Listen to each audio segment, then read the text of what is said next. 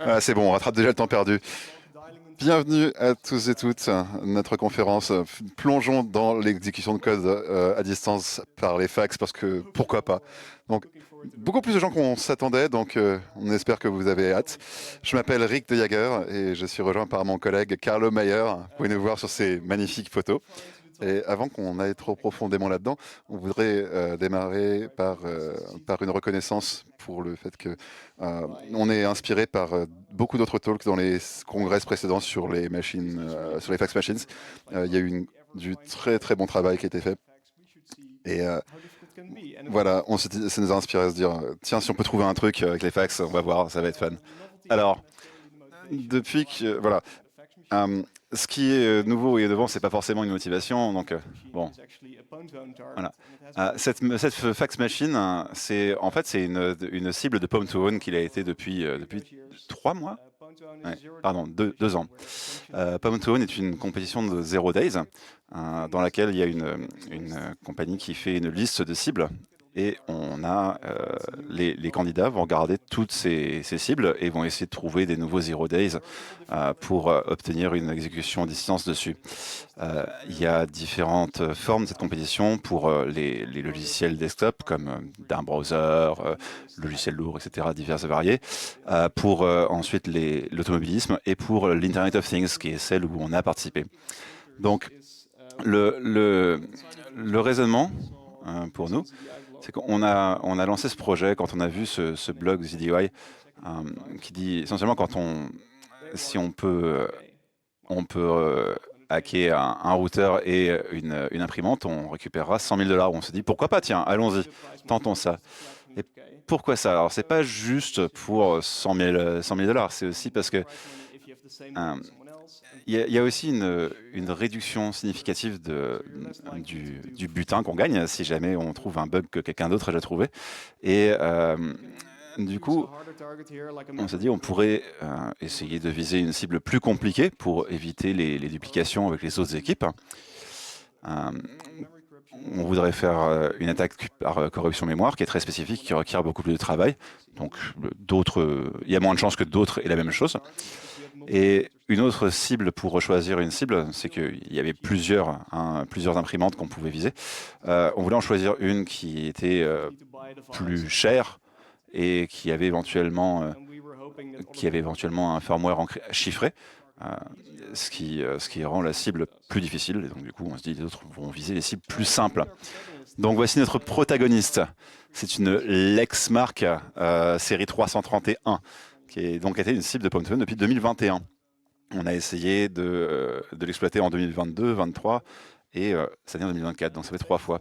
C'est basé sur Yocto Linux, qui est c'est un OS plutôt vénère, qui a des composants Qt, etc.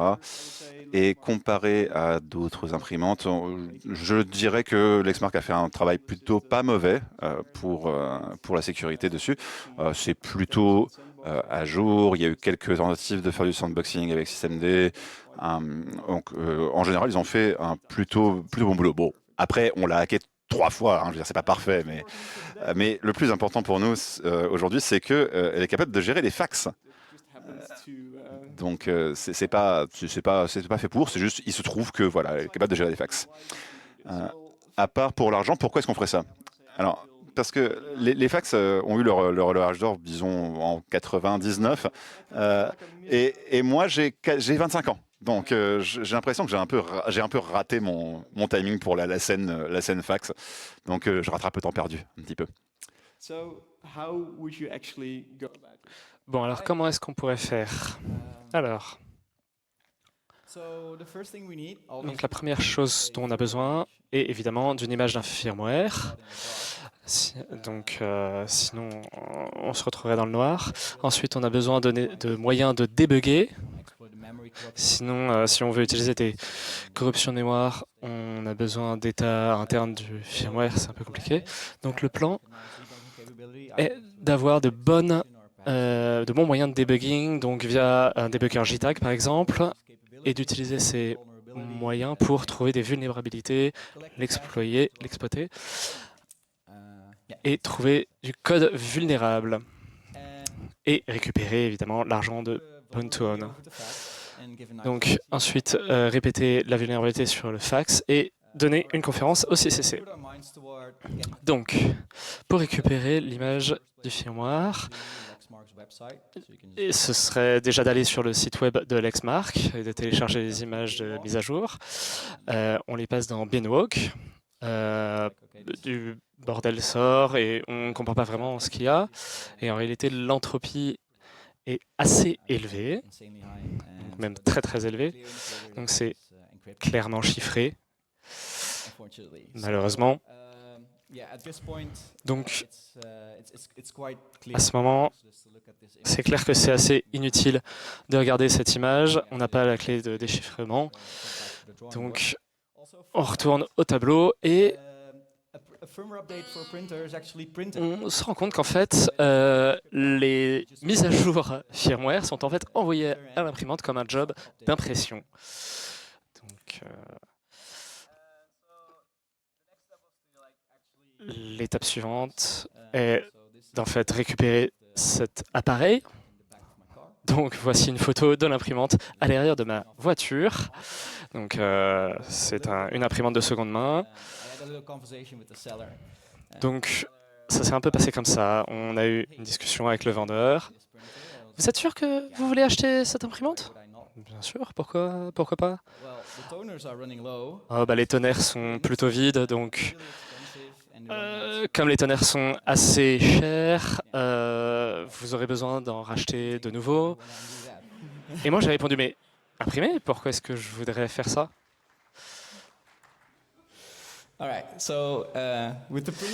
Bon, maintenant qu'on a l'imprimante entre nos mains, on avait besoin de nouveaux jouets. Donc sur les cartes électroniques, on a des indications pour le JTAG, c'est plutôt cool. Donc si vous n'êtes pas familier avec le JTAG, c'est une interface de debug où vous pouvez accéder à la mémoire, vous pouvez mettre des breakpoints, vous pouvez accéder au registre. Donc c'est un peu le standard parfait pour débugger. Ça semblait assez simple. Donc c'est ce qu'on a fait, on a branché un Raspberry Pi, on a utilisé OpenOCD pour parler au JTAG, il a du support directement pour ça. On envoie un message d'ID code, il répond directement avec un ID, donc tout se passe bien, on n'a pas de problème de signal, on n'est pas fou. Et après un jour de bricolage, on a laissé tomber, il n'y avait rien d'intéressant qui sortait. Ils ont probablement désactivé certaines fonctionnalités dans les paramètres de la puce. Donc on repart de nouveau de zéro. Et ce qu'on avait comme but était de dessouder la puce, la mettre sur un support et le mettre dans un lecteur universel d'un programmeur de puce. Donc, j'ai déjà fait ça quand j'étais étudiant, il y a quelques années, quand je bricolais. Et le logiciel pour lire aime beaucoup les adaptateurs très cheap du fabricant. Et donc le lecteur cheap de eBay ne fonctionnait pas très bien avec le logiciel. Alors, on a eu de la chance. À la fin, on a réussi à le faire marcher. On a récupéré notre date de firmware, donc c'est cool. Alors, du coup, il se trouve qu'ils utilisent UBI. C'est pas super excitant, hein. C'est de la gestion de blocs. Comme ça, on peut gérer des bad blocks. C'est fait en software. C'est gratuit. C'est fait avec Linux. Ce que je sais, ça contient un file system SquareCFS qu'on va juste extraire. Voilà, que ça marche. On se retrouve avec un file system root avec tous les binaires et tout ce qu'il nous faut dedans. Donc, au point où on est là, on a notre image de firmware, elle est déchiffrée. Mais si jamais Lexmark nous sort une nouvelle image de firmware, ce serait chiant, on devrait recommencer tout ce travail-là. Bon, ce serait énervant. Mais du coup, on a trouvé les clés de déchiffrement de firmware et on a fait notre déchiffreur. Donc la prochaine fois, on pourra directement interpréter le prochain firmware qui sort. Qu'est-ce qui s'est passé avec l'imprimante? Enfin, qu'est-ce qui lui est arrivé, vous pourriez vous demander. Alors, bon, du coup, on lui a ressoudé sa puce, hein, évidemment. Et ça pourrait vous surprendre, mais du coup, elle marche encore. Voilà.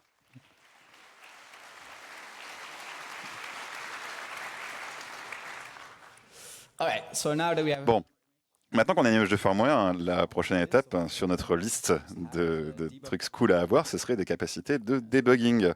Donc, il se trouve que notre appareil a un secure boot, donc on ne peut pas juste aller modifier et backdoorer notre puce de stockage. Hein. Et il se trouve donc aussi que Lexmark n'apprécie pas particulièrement que le consommateur se SSH sur l'appareil pour jouer un petit peu avec son contenu. Donc du coup, on a besoin d'un exploit. Et il se trouve que le groupe NCC a déjà trouvé un exploit qui peut marcher pour nous et a fait un joli blog post dessus. Il y a des parties cruciales qui n'ont pas été publiées, mais on a réussi à combler les blancs avec notre image de firmware. Et donc du coup, avec tout ça, on a un shell root. Voilà, donc on s'est trouvé ça plutôt cool. Maintenant, on peut creuser dans le firmware, on peut débugger nos process, en uploadant le GDB, entre autres. Donc c'est plutôt cool. Évidemment, le bug de NCC a été patché dans le dernier firmware, donc on ne faisait pas tourner le dernier firmware. Sinon, dès qu'on aurait fait une mise à jour, ça serait parti, on devrait recommencer depuis zéro. Voilà. Mais en attendant, on peut utiliser nos capacités pour trouver des nouvelles vulnérabilités pour la prochaine release. Ok. Donc maintenant, on a notre debugging. C'est l'heure de chercher la vulnérabilité qu'on va pouvoir submit chez Pwn2Own. Alors, la première chose qu'on fait quand on est dans une situation comme celle-là, c'est qu'on va cartographier les surfaces d'attaque. Comme vous pouvez voir sur notre slide, c'est plutôt large. Hein. Il y a différents protocoles avec lesquels on peut communiquer. Il y a des douzaines et des douzaines de scripts, de binaires qu'on peut invoquer directement. Excusez-moi. Un impressionnant nombre de formats de fichiers qui est supporté. Hein. Ce qu'on vous montre, c'est même pas une liste exhaustive d'ailleurs. On peut aussi utiliser PDF pour incorporer des images, des formats de fichiers un peu fancy, etc. À la fin, on s'est décidé pour le décompresseur JBig 2, qui est reachable à travers un PDF. Donc on peut forcer ce code à traiter notre entrée et aussi par le fax.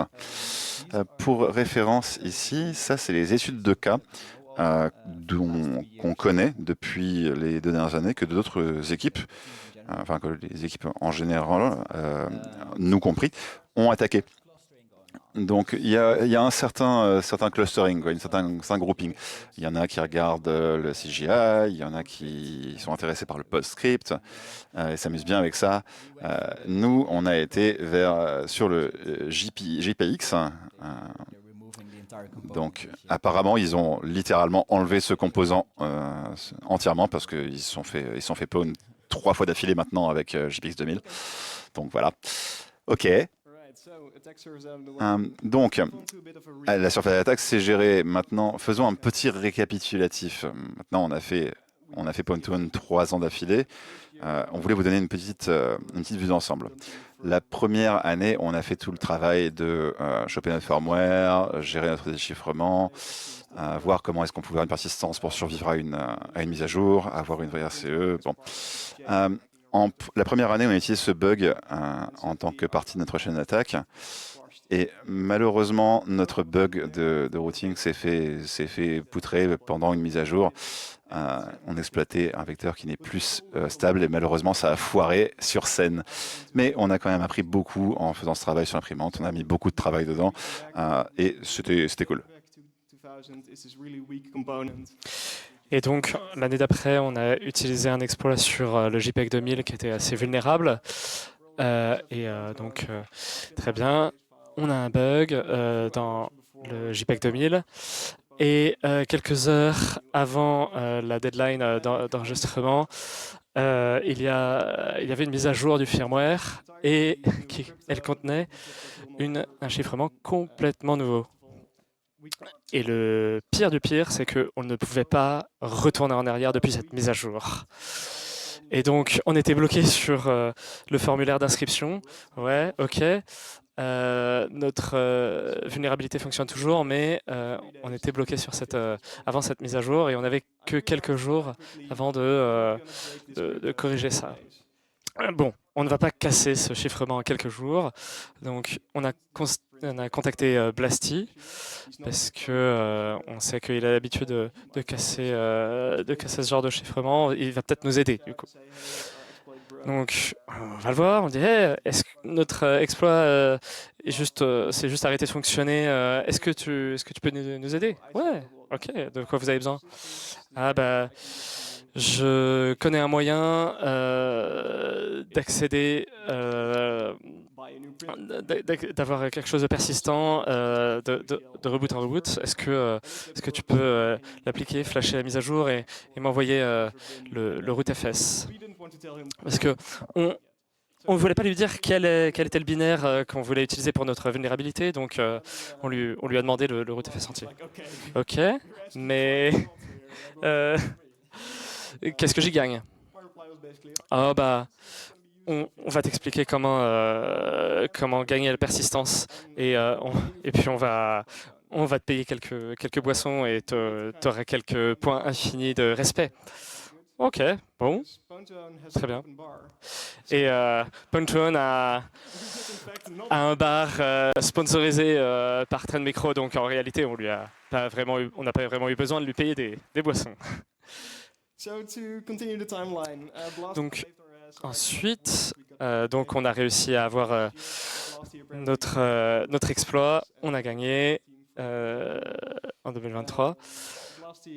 Et donc l'année dernière.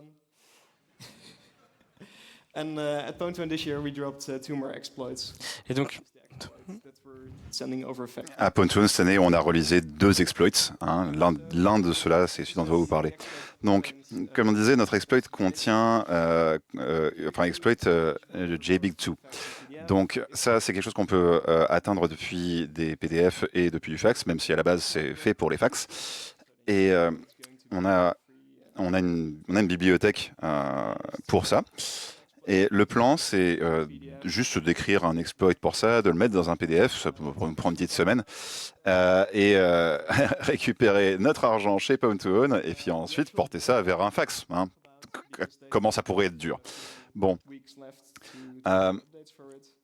Je voulais rapidement parler de keep shaping sur JBig2. Donc, sur JBig2 a une espèce d'aura d'être un format très complexe. Et bon, ça a été utilisé dans un exploit par Subgroup.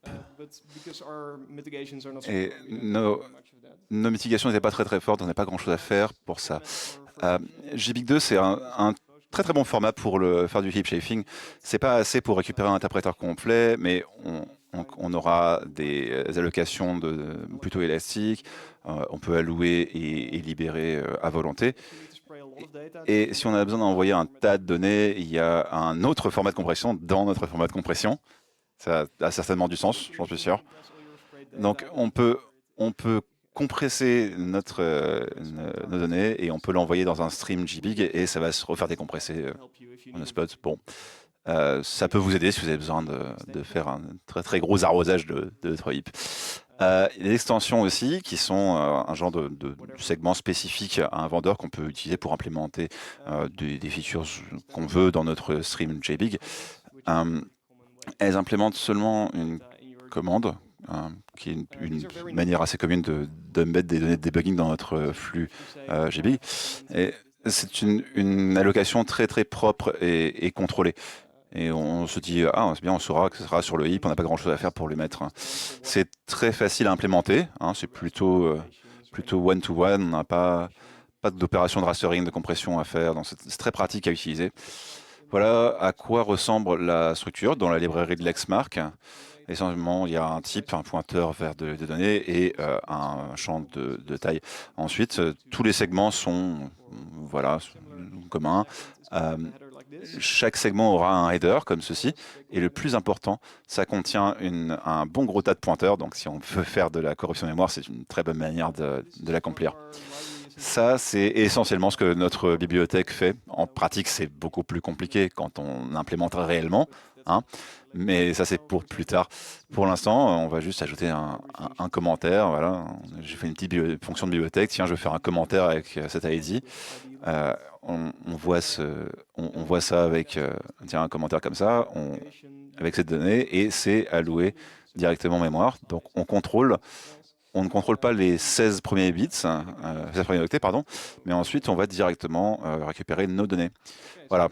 Donc si on met ça tout ensemble dans un PDF, on va obtenir un exploit qui ressemble un petit peu à ça.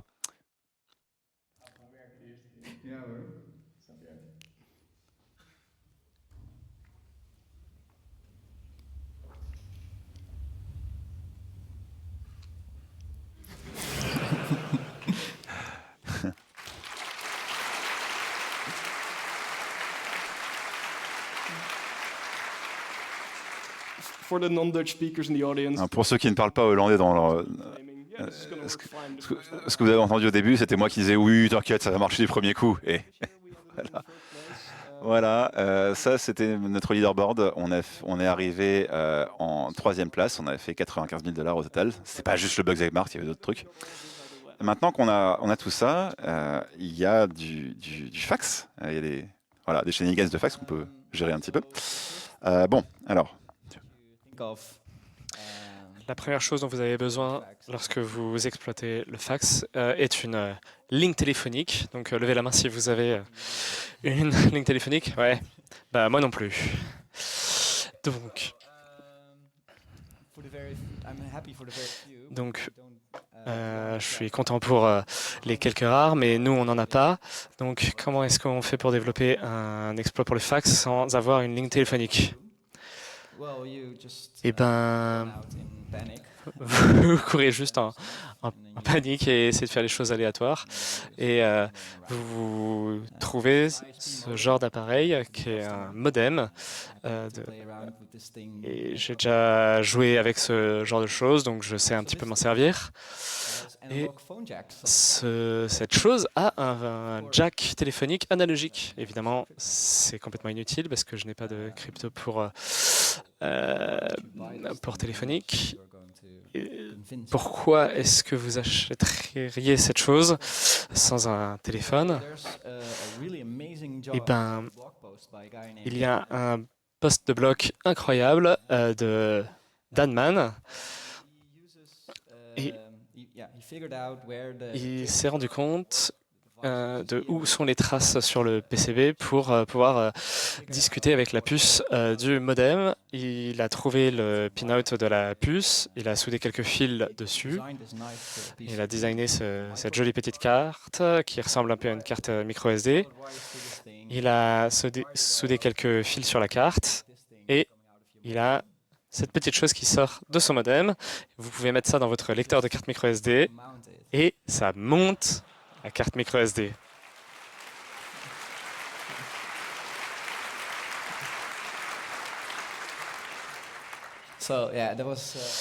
Donc, ouais, c'était une réussite incroyable. Merci à lui. Et donc en 2018, j'étais un petit peu dans ce projet-là. Donc je lui ai envoyé un outil pour déchiffrer les certificats de cet appareil. Donc ça sert de contexte pour cette conférence, mais en échange, il m'a envoyé ces super PCB cartes micro SD. Donc je les ai encore. Et donc j'ai pu souder cette chose et le monter le file system en une après-midi. Et donc il n'y a pas de secure boot, donc vous pouvez mettre juste une backdoor dedans et vous avez la main sur le modem. Donc ça, c'est cool. Donc, utiliser ce modem pour utiliser le port analogique sans avoir à le connecter à votre fournisseur Internet, a eu besoin beaucoup de le convaincre. Donc, je ne vous conseille pas de faire ça. Plutôt, aller acheter pour une centaine de dollars une gateway Internet. Mais bon, cette chose fonctionne encore. Donc notre setup ressemble à ça. Donc il y a notre Raspberry Pi, Asterisk, qui fait tourner notre code et qui est connecté via Ethernet au modem. La ligne téléphonique est notre laptop à gauche et à droite, c'est notre fax. Vous pouvez juste composer le 101, qui est notre fax machine, et communiquer avec elle. Donc avec ça, on a réussi, enfin Rick a réussi à envoyer un fax. Donc ça ressemble un petit peu à ça. Donc on est vraiment fiers de ça. Aujourd'hui, on a réussi quelque chose de grand. Donc maintenant qu'on peut envoyer des fax, donc cette merveille de technologie qu'on a entre nos mains, voilà un petit aperçu qui sort de Wikipédia. Donc ça se compte en milliers de bits par seconde qu'on peut envoyer. Donc voilà ce qu'on peut faire. Ok, c'est cool. Donc maintenant, on a toute une tuyauterie, on a un exploit, on peut envoyer des fax. Alors qu'est-ce qu'on pourrait bien vouloir de plus? On peut juste envoyer, enfin faxer l'exploit. Voilà, vous pouvez voir, il y a notre exploit de Point2One qui fait 3 mégas 5. C'est pas dingue pour les vitesses d'un fax. Donc, envoyer cet exploit-là sur des vitesses relativement basses, hein, ça nous prendrait à peu près 2 heures. Je pense que... Ouais, non, la démo va probablement pas rentrer. Donc, clairement, on va devoir faire autre chose.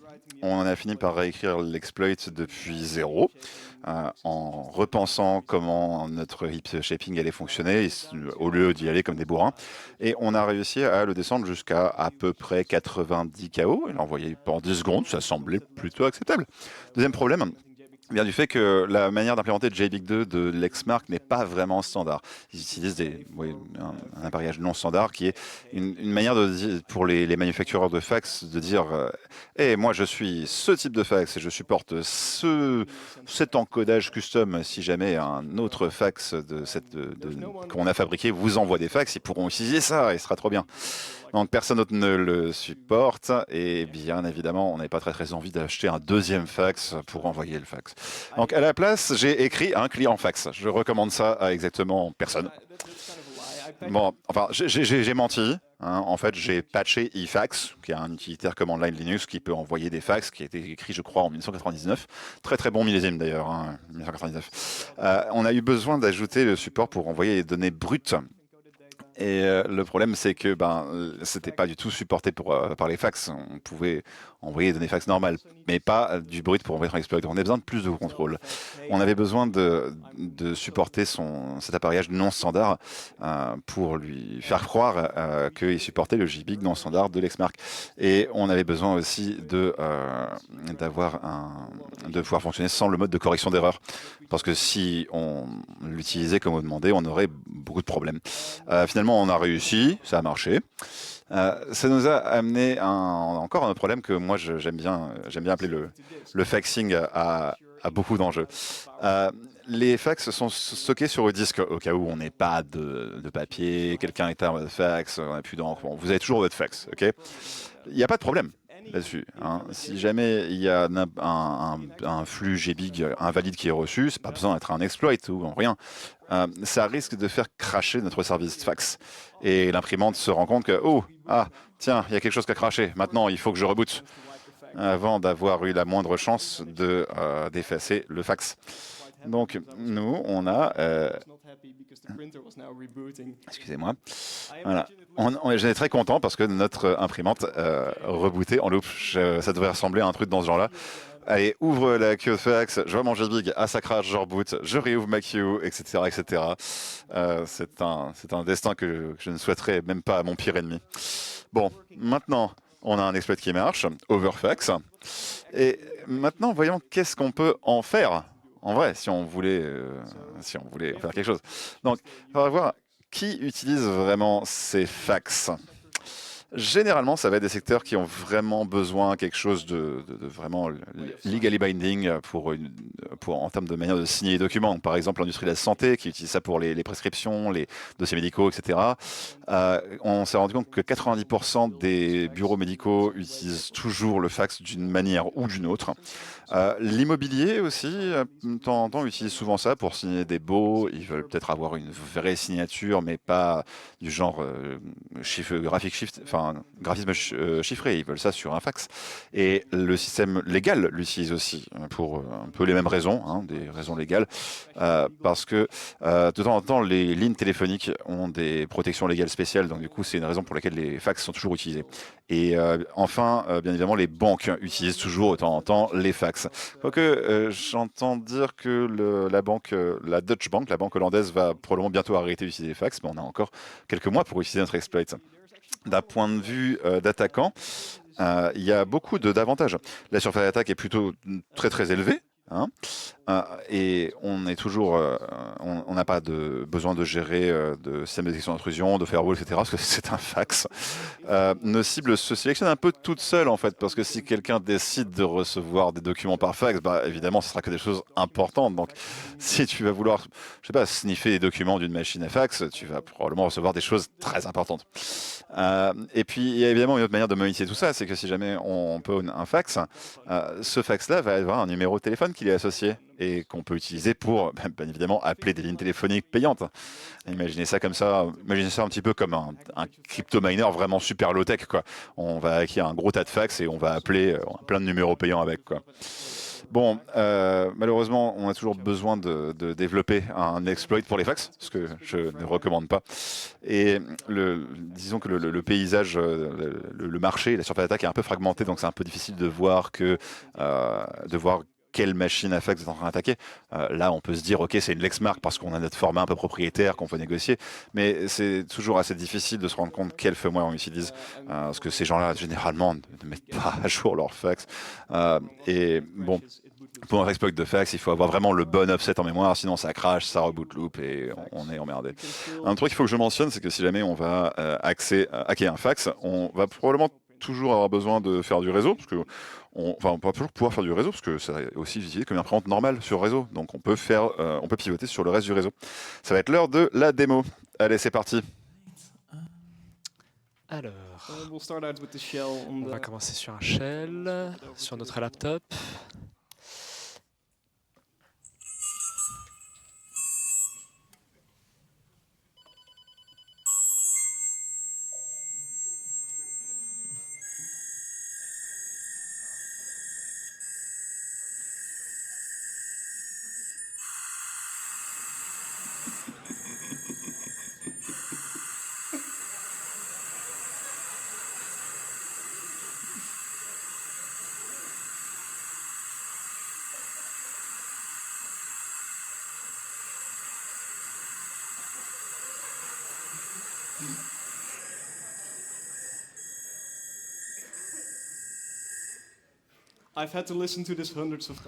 J'ai dû écouter ce genre de choses des centaines de fois, donc je me suis dit que vous pourriez l'avoir une fois. Dans quelques secondes, il va réellement gérer le job. Donc il a déjà confirmé qu'il a reçu le fax. Il va peut-être démarrer, ce que vous allez peut-être entendre à n'importe quel moment. C'est une technologie très très fiable. Et voilà!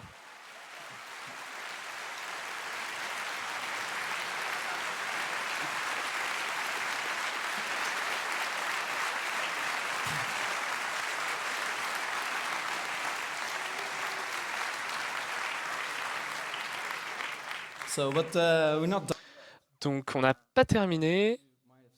Donc si vous avez vu qu'il y a un téléphone ici. Et qu'est-ce qui se passe si on essaye d'appeler le fax? Donc 1, 0, 1.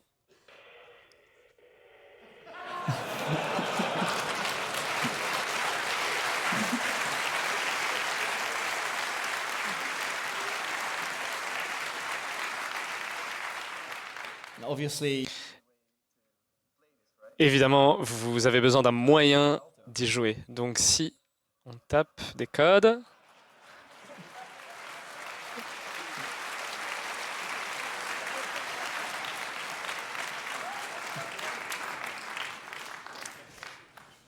Right. ok, je vais raccrocher maintenant. All right.